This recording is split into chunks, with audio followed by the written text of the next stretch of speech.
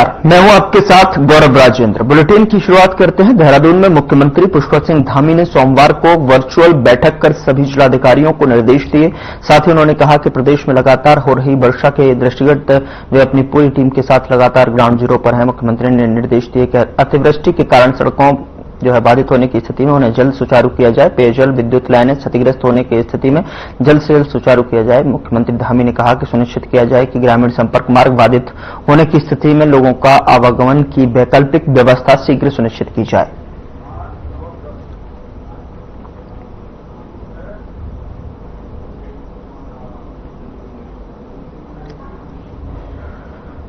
लकड़ी का डंडा लेकर घने जंगल में खुद की जान जोखिम में डाल वन संपदा और वन्य जीवों की सुरक्षा करने वाले वन कर्मियों के हाथ में इलेक्ट्रिक स्मार्ट स्ट्रिक के साथ साथ बेयर स्प्रे और हेडलाइट होंगे, जो अन्य आत्म सुरक्षा में कारगर साबित होंगे, जिसका नतीजा तराई पूर्वी वन विभाग अपने जंगल में पेट्रोलिंग करने की फील्ड कर्मियों को वो इलेक्ट्रिक स्मार्ट स्ट्रिक मुहैया कराएगा, जो वन कर्मियों के लिए कारगर साबित हो रहा है। डीएफओ तराई पूर्व वन प्रभाग हिमांशु भागड़ी ने बताया कि जंगल काफी घना है, बड़ी संख्या होने के साथ साथ वन्यजीव भी रहते हैं।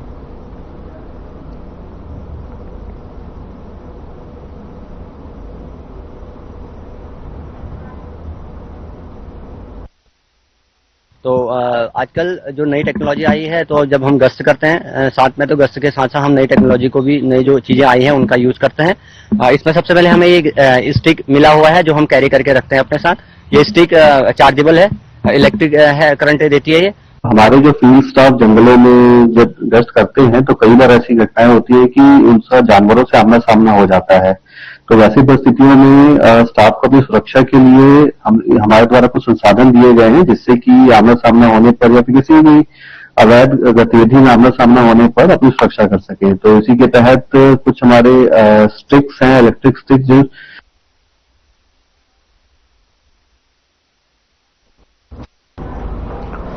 उत्तर प्रदेश के सभी जिलों में सोमवार मंगलवार को भारी बारिश की आशंका के चलते येलो अलर्ट जारी किया गया है और इस दौरान कुमाऊं मंडल में नैनीताल, चंपावत और बागेश्वर में बहुत भारी बारिश होने की संभावना है। इन जिलों के लिए ऑरेंज अलर्ट जारी किया गया है। इस बीच मौसम विभाग ने नदियों का जलस्तर बढ़ने और भूस्खलन के खतरे को देखते हुए सतर्कता बरतने की सलाह दी है। दून स्थित मौसम विज्ञान केंद्र के प्रभारी निदेशक डॉक्टर रोहित थपलियाल ने बताया कि प्रदेश भर में 2 दिन भारी बारिश होगी और इसके लिए सभी जिलों और आपदा प्रबंधन को अलर्ट भेज दिया गया है। वहीं लोगों को भी यात्रा से बचने और नदी नालों के पास नहीं जाने के लिए आगाह किया गया है।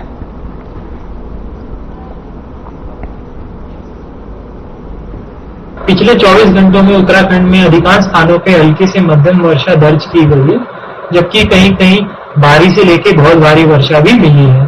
आगे पूर्वानुमान की बात करें, 5 तारीख को उत्तराखंड में अधिकांश स्थानों पे हल्की से मध्यम वर्षा मिलने की संभावना है।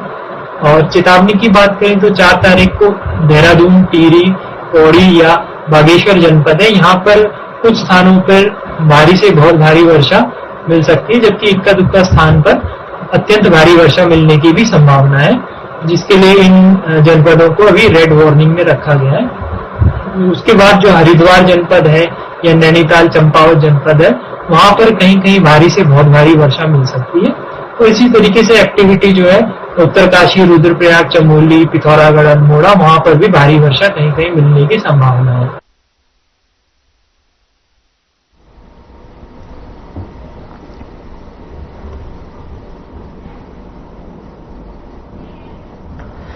दून में हो रही लगातार तेज बारिश से नदी नालों का जलस्तर लगातार बढ़ रहा है। रिस्पना समेत अन्य नदियों का भी जलस्तर बढ़ा हुआ है। प्रशासन ने लोगों से नदी नालों से दूर रहने की अपील की है।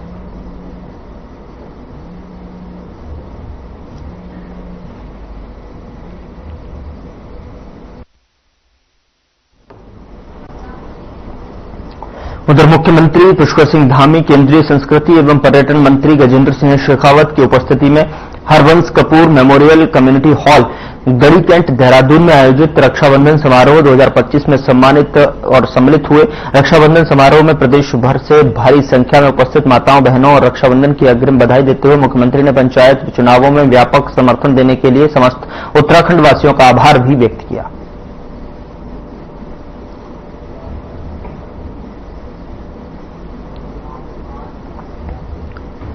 उत्तर प्रदेश प्रदेश के मुख्यमंत्री योगी आदित्यनाथ के द्वारा गठित हिंदू युवा वाहिनी का देश के सभी राज्यों में विस्तार होगा। विस्तार के लिए हिंदू युवा वाहिनी के सदस्य पूरे देश में 5 करोड़ नए सदस्यों को जोड़ने की तैयारी कर रहे हैं। उत्तराखंड में भी व्यापक स्तर पर सदस्यता अभियान चलाया जाएगा। फिलहाल हिंदू युवा वाहिनी के संरक्षक मंडल में ऋषिकेश के अवधूत बाबा अरुण गिरी ने शामिल किया गया है और यह अहम जिम्मेदारी मिलने पर अवधूत बाबा जो है युवा वाहिनी सदस्यों को जनमन धन और उसके सहयोग करने के लिए पूरा भरोसा दिया है।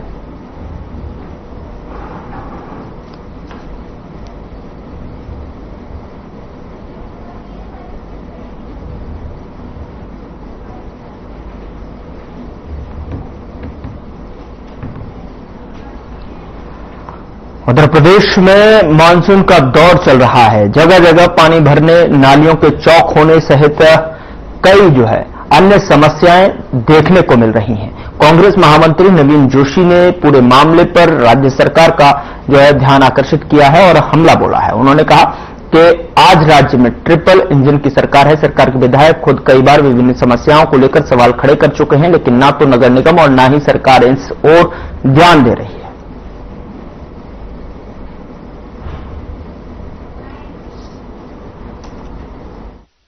तैयार हैं, ये तो धरातल में कहीं भी नहीं दिख रहा है। बरसात का सीजन चल रहा है, जगह जगह जलभराव हो रहा है। इनके विधायक हैं खजान दास जी, उन्होंने स्पष्ट रूप से आरोप लगाया है कि मैं अधिकारियों को कई बार बोल चुका हूं, मैं अधिकारियों को प्यार से समझा चुका हूं, डांट के समझा चुका हूं, लेकिन कोई सुनने को तैयार नहीं है।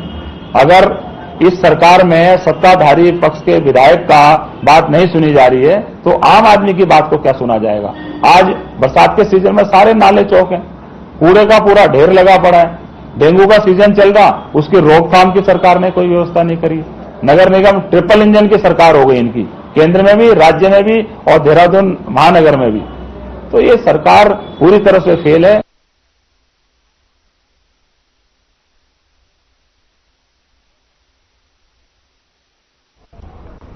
उधर बीजेपी के वरिष्ठ नेता पंडित राजेंद्र अंथवाल का कहना है कि त्रिस्तरीय पंचायत चुनाव में बीजेपी ने दमदार प्रदर्शन किया है। पंडित राजेंद्र अंथवाल ने कहा कि बहुत सारी जिला पंचायत की ऐसी सीटें जहां पहले नंबर पर भी और दूसरे नंबर पर भी बीजेपी के कार्यकर्ता ही रहे हैं। साथ ही उन्होंने कहा कि सभी जिला पंचायत में बीजेपी अपने अध्यक्ष बनाने जा रही है। साथ ही ब्लॉक प्रमुखों पर भी बीजेपी के कार्यकर्ताओं का दबदबा रहेगा।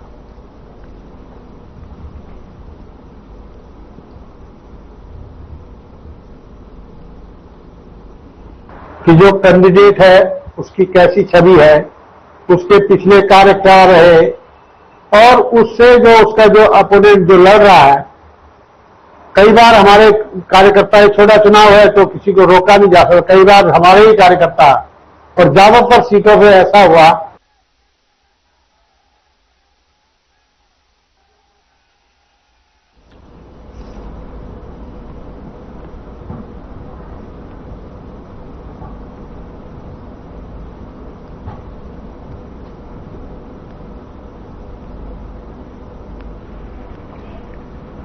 उत्तराखंड में भूकंप को लेकर वैज्ञानिक लगातार शोध में जुटे हुए हैं और आपको बता दें कि वाडिया इंस्टीट्यूट के निदेशक विनीत कुमार गहलोत ने इसको लेकर जानकारी दी है। उन्होंने कहा कि वाडिया इंस्टीट्यूट ऑफ और आईआईटी रुड़की अपने अपने स्तर पर लगातार शोध कर रहे हैं। उन्होंने बताया कि हिमालय क्षेत्र में भूकंप किस क्षेत्र में आ सकता है और कितनी तीव्रता का भूकंप होगा, इसकी जानकारी शोध के जरिए हो गई है, लेकिन कहां और कब आएगा इसको लेकर डिटेल से स्टडी कर रहे हैं।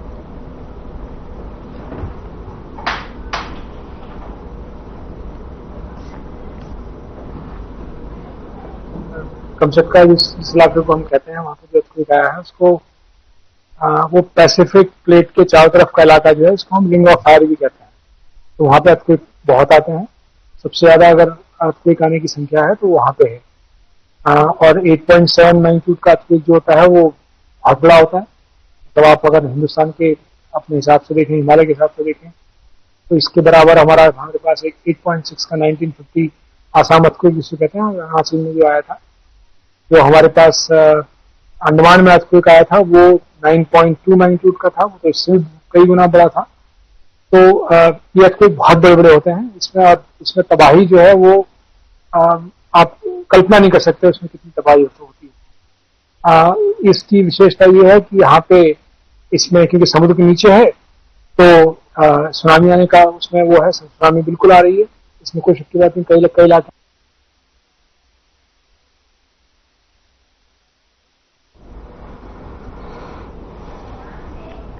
उधर ऋषिकेश नगर निगम ने क्षेत्र में विकास कार्य करने के लिए अपनी आय को बढ़ाने की प्रक्रिया शुरू की है और आपको बता दें कि आय बढ़ाने के लिए नगर निगम ने क्षेत्र में बने फ्लैटों को नोटिस जारी कर पंजीकरण कराने के निर्देश दिए हैं। पंजीकरण होने के बाद सभी फ्लैटों पर नगर निगम हाउस टैक्स लगाया जाएगा और अभी तक 25 अपार्टमेंट में 500 से अधिक फ्लैट हो गए और हाउस टैक्स लगाने के लिए चिन्हित किया जा चुका है।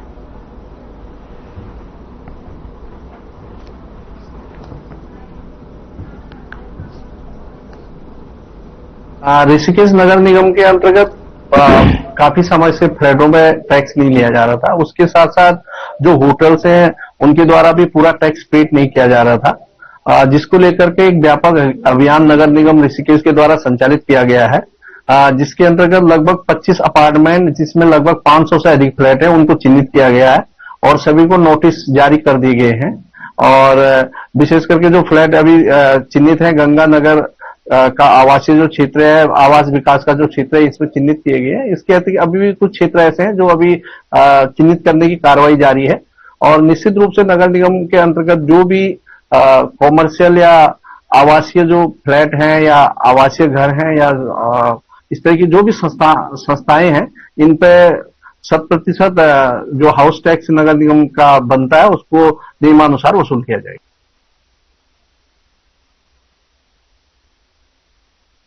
इसके पंचायत चुनाव संपन्न हो गए हैं। अब बीजेपी और कांग्रेस दोनों ही दलों की नजर थराली ब्लॉक प्रमुख की कुर्सी पर टिकी है। इसके लिए क्षेत्र पंचायत सदस्यों को मनाने की कवायद में फिलहाल पार्टी जुटी हुई है। वहीं कांग्रेस ने अपने नाराज क्षेत्र पंचायत सदस्यों को मनाकर थराली ब्लॉक प्रमुख पद पर प्रवीण पुरोहित के पक्ष में समर्थन जुटाने का दावा किया है।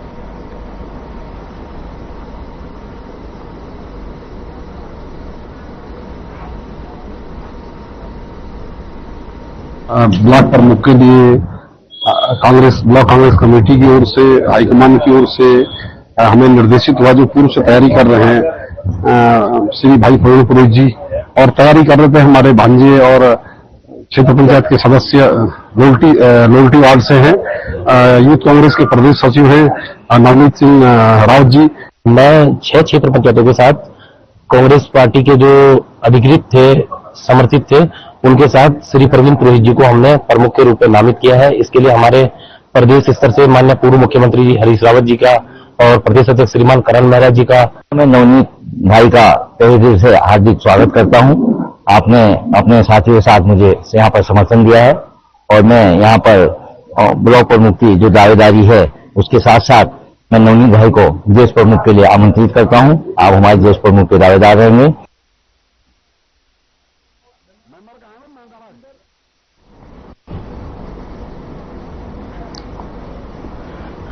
यहां रुक रहे एक छोटे से ब्रेक के लिए। ब्रेक के उस पार खबरों का सिलसिला लगातार जारी है।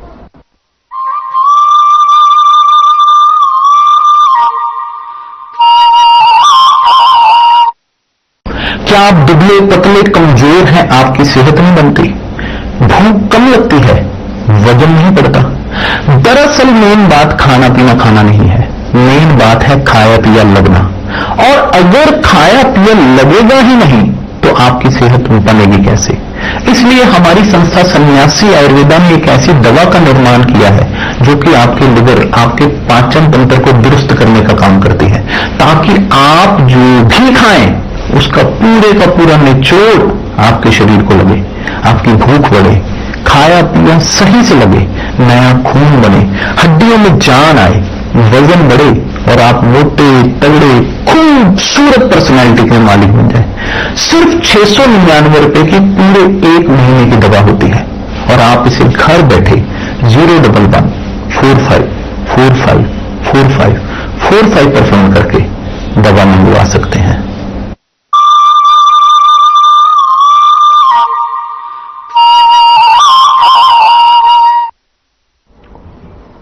ब्रेक के बाद स्वागत है आपका। खबरों में आगे बढ़ते हैं। हरिद्वार में हर की पैड़ी पर मुल्तान जोत महोत्सव मनाया गया। 115वें मुल्तान जोत महोत्सव में हर साल की तरह हर की पैड़ी पर सैकड़ों श्रद्धालुओं ने दूध की होली खेली और इस दौरान श्रद्धालु पिचकारियों से एक दूसरे पर दूध गंगाजल छिड़कते नजर आए। श्रद्धालुओं ने उत्साह के साथ में गंगे के जयकारे लगाए। धूमधाम से मुल्तान जोत महोत्सव मनाया गया।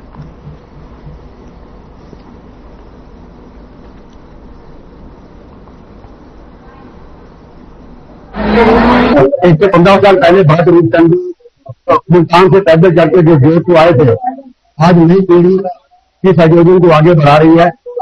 हम समाज के लोग यहाँ पर उपस्थित होते हैं। अब आज हमने माँ गंगा से दूध की होली खेली और शाम को भव्य शोभा यात्रा होगी। ये पर्व केवल मुल्तान का नहीं बल्कि हर समाज का हो चुका है। आज धूमधाम से हम ये पर्व मना रहे हैं। जो लोग गंगा करके आके मिलते हैं, उनको बड़ा अच्छा लगता है। हमारे देश के अंदर भी और शांति मिल जाए, एकता और भाईचारे का संदेश ये पर्व बन चुका है।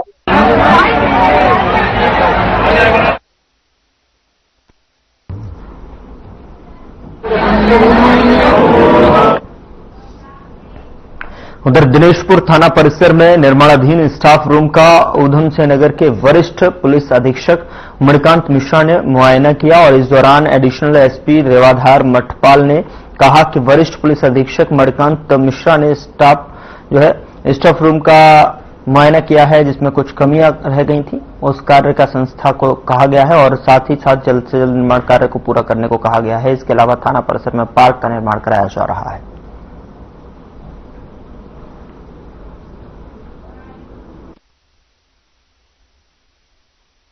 कोई सरकारी बिल्डिंग बनती है तो फिर जो कार्रवाई संस्था है उसको हैंडओवर कार्रवाई करती है। हैंडओवर से पूरी अभी विजिट कर लिए थे, लेकिन आज एसएसपी सर स्वयं यहाँ आए और इसका मौका बनाना किया गया। जो कमियां हैं वो कार्रवाई संस्था को बताई जाएगी और छोटी मोटी कमियां हैं, कभी नहीं जिनको कुछ सामान और लगाना है इसके अंदर वो विजिट के कार्रवाई संस्था को देंगे, लगा देंगे। उसके अपने हैंडओवर कार्रवाई पूरी होगी। और वैसे पूरा सबने चेक किया तो साफ संतुष्ट थे। अच्छा, बिल्कुल अच्छी बनी हुई है।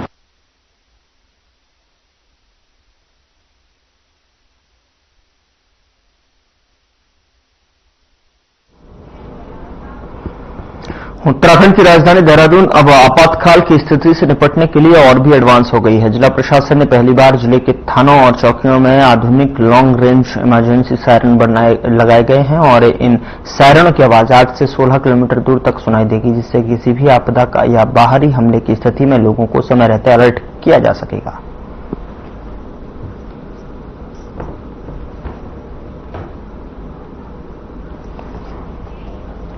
उत्तराखंड में मानव और वन्य जीव संघर्ष की तमाम घटनाएं होती रहती हैं, जिसको लेकर स्थानीय लोगों ने कई बार रोष भी व्यक्त किया है। वहीं इस विषय पर प्रमुख वन संरक्षक हाफ समीर सिन्हा का कहना है कि हमें इस विषय को रिएक्टिव तौर पर नहीं सोचना चाहिए। इसके लिए शॉर्ट टर्म और लॉन्ग टर्म कार्य योजना करनी चाहिए, जिस पर हमारा विभाग कार्य कर रहा है। साथ ही उन्होंने कहा कि अलग अलग प्रजातियों की अलग अलग योजना पर कार्य किया जा रहा है।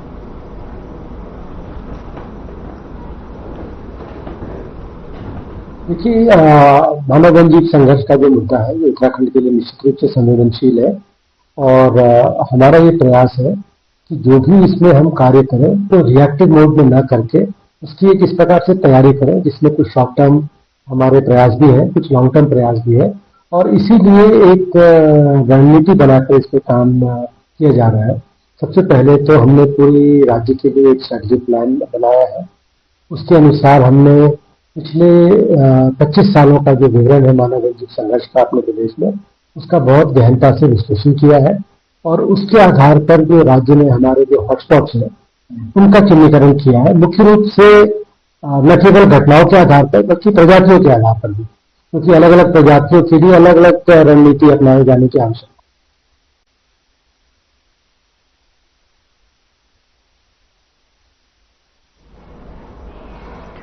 उत्तराखंड हाईकोर्ट ने 1994 में उत्तराखंड राज्य आंदोलन के दौरान राज्य आंदोलनकारियों पर गोली चलाने के आरोपी तत्कालीन सपा नेता और वर्तमान में कांग्रेस पार्टी के नेता सूर्यकांत धस्माना की अपील पर सुनवाई की।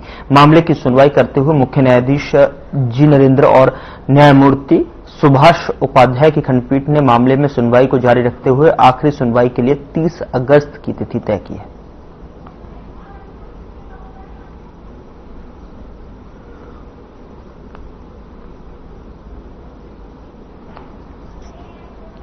उत्तराखंड में 19 अगस्त से मानसून सत्र की शुरुआत हो रही है और लेकिन प्रदेश में संसदीय कार्य मंत्री का पद खाली है। आपको बता दें कि संसदीय कार्य मंत्री रहे प्रेमचंद अग्रवाल ने इस्तीफा दे दिया था और उसके बाद से यह पद खाली चल रहा है। ऐसे में उससे पहले संसदीय कार्य मंत्री की जिम्मेदारी कौन संभालेगा, इसको लेकर चर्चा है तेज हो गई है। बीजेपी प्रदेश अध्यक्ष महेंद्र भट्ट ने कहा कि मुख्यमंत्री पुष्कर सिंह धामी हर तरह का निर्णय जो लेने में सक्षम।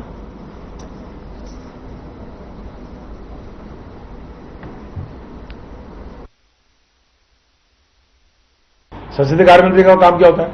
संसदीय कार्य मंत्री का काम होता है कि विपक्ष को साधे, फ्लोर ऑफ द हाउस उसको मैनेज करे, ये काम होता है। कैसे विधानसभा सुचारू रूप से चले, ये काम होता है।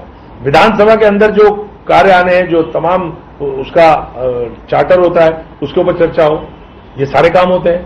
और शांति रहे हाउस के अंदर, ज्यादा से ज्यादा चर्चा हो, ज्यादा से ज्यादा काम हो, ये संसदीय कार्य मंत्री ने क्या करा? उन्होंने विधानसभा के साथ साथ पूरे प्रदेश को उद्वेलित कर दिया। क्या करना है ऐसे संसदीय कार्य मंत्री का? मुख्यमंत्री जी काफी हैं इस राज्य में। अगर पूरा मंत्रिमंडल भी ना हो तो धामी जी धाकड़ है, वो अकेले चला सकते हैं।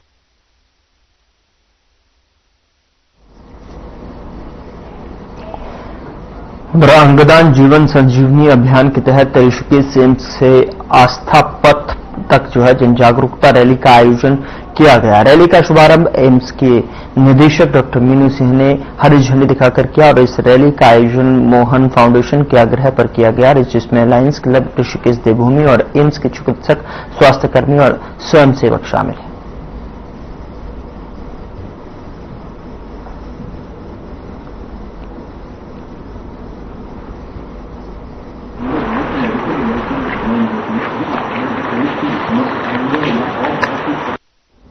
पहाड़ों पर लगातार हो रही बारिश एक बार फिर बाजपुर के लोगों के लिए आफत बनकर सामने आई है।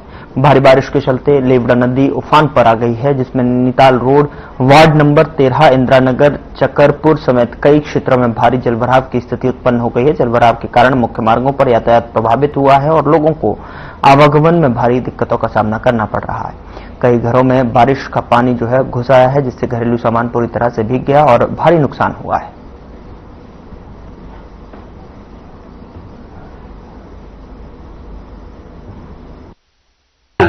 जो लेवड़ा नदी में पानी आने का उससे समस्या उत्पन्न होने की संभावनाएं रहती थी, जो है पूर्व वर्षों में हुआ था। उसी को ध्यान रखते हुए लेवड़ा नदी की बड़े पैमाने पर सफाई और बंदे को मजबूत करने का काम पूर्व में से ही किया जा रहा था, जिसका बड़े पैमाने पर लाभ भी मिला कि इस बार बाजपुर बाजार में पानी नहीं भरा है अभी तक। लेकिन बेरिया नदी, बेरिया पुल और उसके नीचे का जो क्षेत्र था इंदिरा नगर का क्षेत्र, वहां पर पानी घुसा है। वहां पर मैंने देखा, वहां जाकर मैंने गली मोहल्लों में गया हूँ, घरों में गया हूँ। निश्चित तौर पर लगभग 1 फीट से लेकर के 3 फीट तक पानी मुझे दिखाई पड़ा है। वहां पर घुटने के ऊपर पानी चल रहा था। घरों में भी पानी घुसा है, उनके सामान नुकसान हुए, सबका सर्वे हम करा रहे हैं। उनको तत्काल हम भोजन की व्यवस्था भी करा रहे हैं, फूड पैकेट व्यवस्था भी करा रहे हैं, राहत सामग्री जो वितरण की वो भी कराएंगे। वैसे प्रशासन ने हमें डुबाने का पूरा प्लान बनाया है। लेवड़ा के दोनों साइड से बंदे बना दिए, हमारा एरिया पूरा छोड़ दिया है। पानी का कटाव पीछे कहीं भी नहीं है, सारा पानी इधर बह के आ रहा। हर किसी के घर में 5-5, 6 फीट पानी खड़ा हुआ है इसमें। ना प्रशासन देखने आ रहा है, ना कुछ। प्रशासन देखने आ रहा है, इधर जा रहे हैं, उधर जा रहे हैं, फोटो खिंचवा के चले जा रहे हैं। इसका कारण सिर्फ इतना है कि जो लेवड़ा के पीछे से जो पिचिंग होती हुई आई है, पिचिंग कह रहा हूँ मतलब साइडों से ना बंदा बनाया है, वो बंदा पूरी लेवड़ा बना दिया है। पहले क्या होता था, बंदे नहीं थे तो पानी इधर उधर भागता था, शहर में भागता था, इधर भागता था, तो लेवल रहता था। इस बार चारों तरफ से बना हुआ है, जब नाले के दोनों साइड से चीजें घिर जाएंगी, उसके बाद सारा पानी जो है छोड़ देगा। इंदिरा कॉलोनी आप घर घर में देखो, पानी पहुंचने वाला है।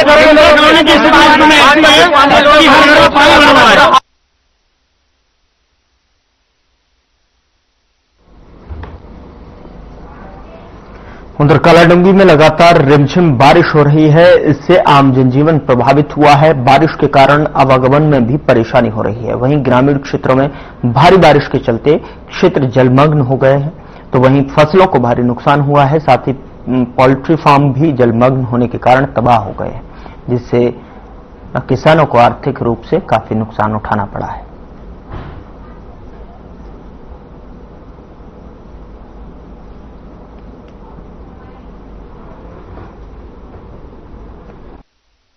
कल रात बारिश होने के कारण दो पोल्ट्री में, हमारी पोल्ट्री में 6000 बच्चा था, उसमें हमारा बहुत नुकसान हो गया। पूरे बच्चे मर गए हैं और करीब 10 लाख का नुकसान होता है।